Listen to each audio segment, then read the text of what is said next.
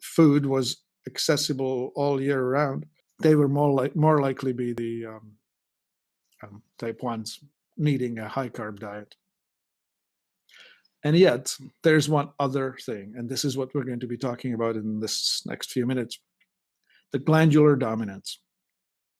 For every person, there is a dominant glandular expression, and it's one of the 3 in men and one of 4 in women, and that is either it's your thyroid, your adrenal, or your pituitary, and each one of them looks different. Women will have one extra type, which is the ovarian or gonadal dominance. All men are testosterone driven, so all men are always testosterone dominant +1. In the Western science, people have been noticing that people look differently. They have this classification that they call ectomorph, mesomorph, and endomorph. And the ectomorph is essentially the thyroid type, mesomorph essentially the adrenal type, and endomorph essentially the pituitary type. And let's explain what that means. The thyroid dominants are primarily people who have had abundant access to iodine in their diets. So they were mostly the coastal tribes. And if we look at the profiles, they will look primarily like volleyball players, basketball players, people of the sort that are tall-ish. It's strange enough with women, all of the Victoria's Secret models that I have ever seen, every one of them has been a thyroid type. The men in the thyroid type, they tend to put weight on their belly. In fact, all of the thyroid types, when they start gaining weight, it will start coming on the belly, as if they were pregnant.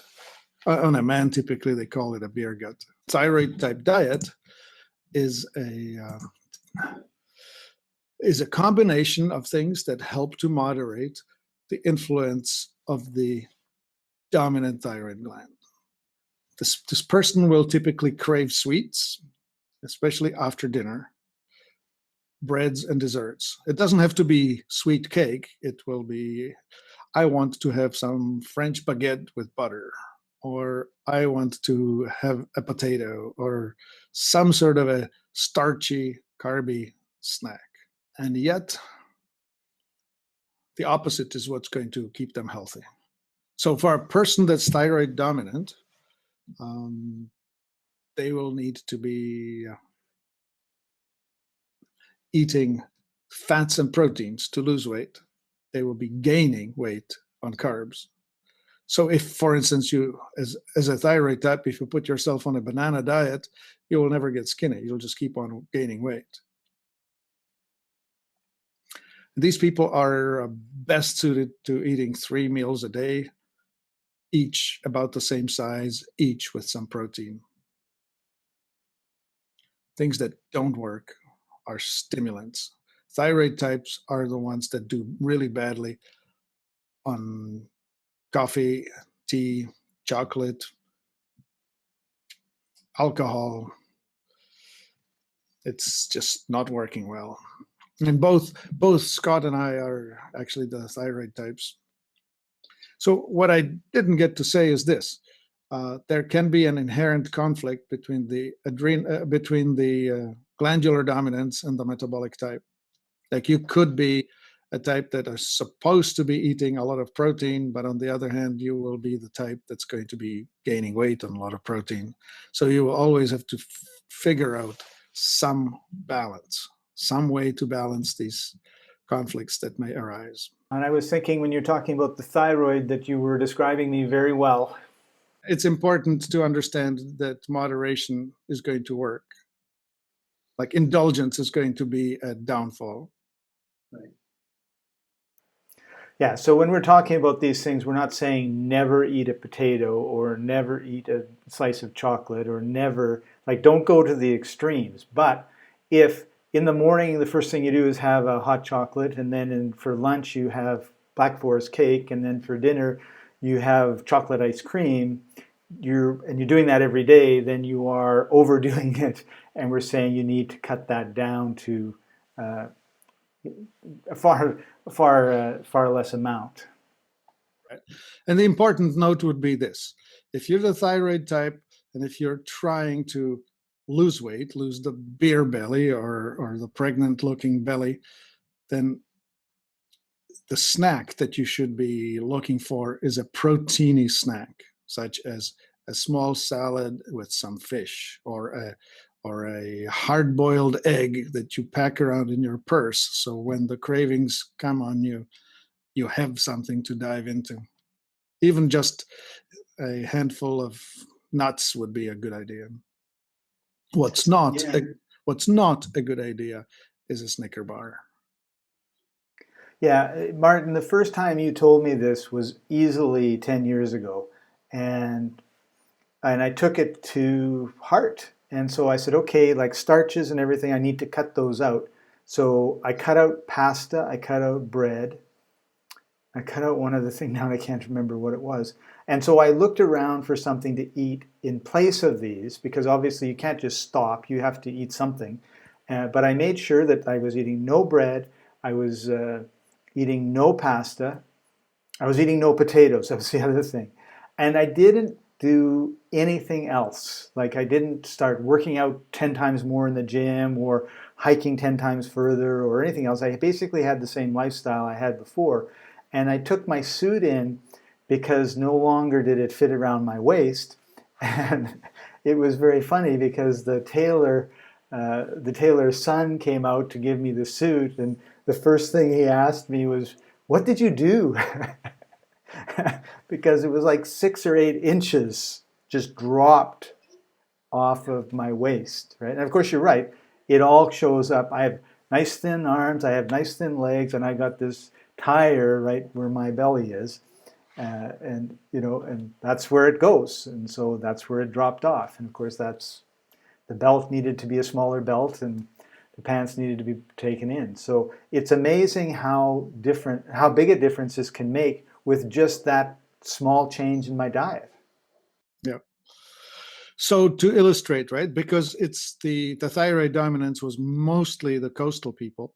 So a lot of the immigrants in North America came from Ireland, England, Norway, Sweden, Northern Germany, France, Italy. All those countries are essentially coastal. All of them eat a lot of fish, fatty fish, a lot of vegetables. So they are genetically predetermined to be eating that diet, right? Either Mediterranean or English or whatever. And it reflects itself in the need for high fat, high protein, low carb all the time. So for them, the paleo diet is the slimming diet. Now let's just talk about the other commonly expressed type. Like a lot of people are the thyroid type, probably at least half the population. The next most popular is the adrenal. Now, the adrenal dominance is the old hunter types. These people have phenomenal energy, sustained power. These people can usually run an elk for a day. They don't necessarily sprint, but they move steady and they don't tire out easily. These people usually last physically extremely long amount of time. Like you can put them to dig a ditch and you start them in sunrise and you can pick them up in sundown and they will still have energy to go. The look is different. The body shape is, in men, it's more the linebacker rather than the quarterback. So you would see the guys built more like a refrigerator. And when they add weight, it's all over, up in the shoulders, up around the chest, all around the waist, in the hips. In women, to show you a couple of famous ones, one is Tina Turner, another one is Shawn Johnson. They both You can see at the shape of their legs, they have these abundant muscles, large volume. You can be in shape, or you can, of course, pack it on. And once you pack it on, you become fat all over. And these people behave very differently. Their cravings are not cakes, their cravings are fatty, salty, or meaty. Like, this is the people that will, after dinner, have a piece of aged cheese or be looking for some kind of a sausage or something like that to enjoy. The trouble is this: they gain weight on high fat, on fried foods and salty foods. And their weight loss foods are fruit, yogurt, and vegetables, salads. So this is the person that, if they want to lose weight, they need to essentially try and go vegetarian for a while. They shouldn't stay vegetarian, because that's not going to work in the long run. But if they want to lose weight quick, that's the way to do it. And because their adrenal glands are so powerful, they have no problem with tea or coffee or desserts, even alcohol. And interestingly, their eating patterns are different. They usually don't feel like having breakfast, light or zero breakfast, light lunch, and heavy dinner. And I guess the slimming tea would be the green parsley tea. I actually forgot to mention that there's a slimming tea for the thyroid types. It would be red raspberry leaf. For the adrenal type, it would be the green parsley tea. It stimulates elimination.